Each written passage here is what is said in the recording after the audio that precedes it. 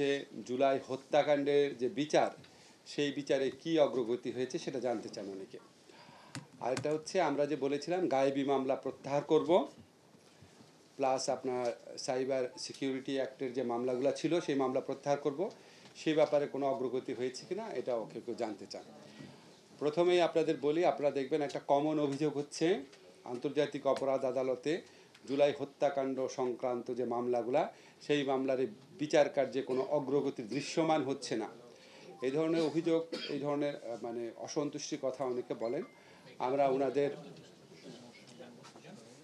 আমরা ওনাদের প্রতি শ্রদ্ধা জানিয়ে বলছি, আমাদের সাইবার সিকিউরিটি অ্যাক্ট আমাদের আন্তর্জাতিক অপরাধ ট্রাইব্যুনাল অ্যাক্টের সংশোধনীর পরে, আন্তর্জাতিক অপরাধ ট্রাইব্যুনাল গঠিত হওয়ার পরে ইতিমধ্যে এই আদালতে বিচার কার্যের যথেষ্ট অগ্রগতি সাধিত হয়েছে।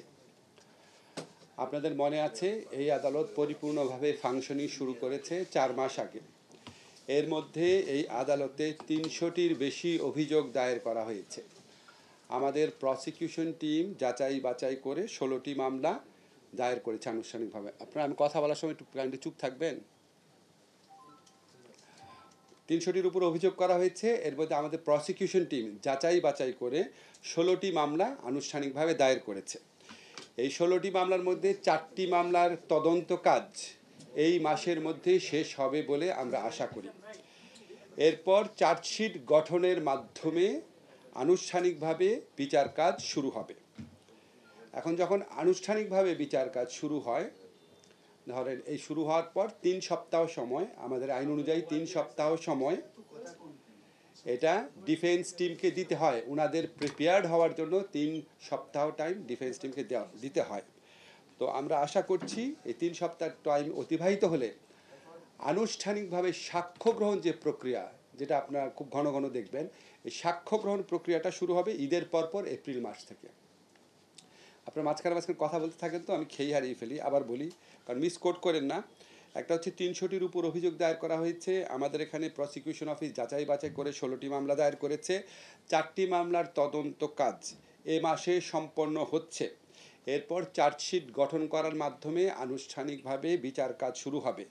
আনুষ্ঠানিকভাবে বিচার কাজ শুরু হওয়ার সময় প্রথমে 3 সপ্তাহ সময় ডিফেন্স লয়ারদের দিতে হয় ওনাদের প্রিপেয়ার্ড হওয়ার জন্য। এরপর আনুষ্ঠানিকভাবে সাক্ষ্য গ্রহণ প্রক্রিয়া, সাক্ষ্য গ্রহণ প্রক্রিয়া শুরু হবে ঈদের পরপর এপ্রিল মাস থেকে। এই আদালতে অব্যাহতভাবে শুনানি হয় বলে এসব মামলার রায় পরবর্তী 4 থেকে 6 মাসের মধ্যে এপ্রিল থেকে শুরু করে পরবর্তী 4 থেকে 6 মাসের মধ্যে প্রদান করা যাবে বলে আমরা আশা করি। অর্থাৎ এই হিসাবে অক্টোবরের মধ্যে আমরা 3-4টা মামলার রায় পেতে যাচ্ছি বলে আশা করি। এটা বিচারিক প্রক্রিয়ার ব্যাপার, কিন্তু আমরা তদন্ত যে টিম আছে, আমাদের প্রসিকিউশন টিম আছে, বিশেষ করে আমাদের চিফ প্রসিকিউশন যে লয়ার আছেন ব্যারিস্টার তাজুল ইসলাম, ওনার সাথে কথা বলে আমার যে ধারণা হয়েছে সেটা আপনাদের ব্যক্ত করছি। আমরা আশা করছি এই বছর অক্টোবরের মধ্যে আমরা 3 থেকে 4টি মামলার রায় পেয়ে যাব।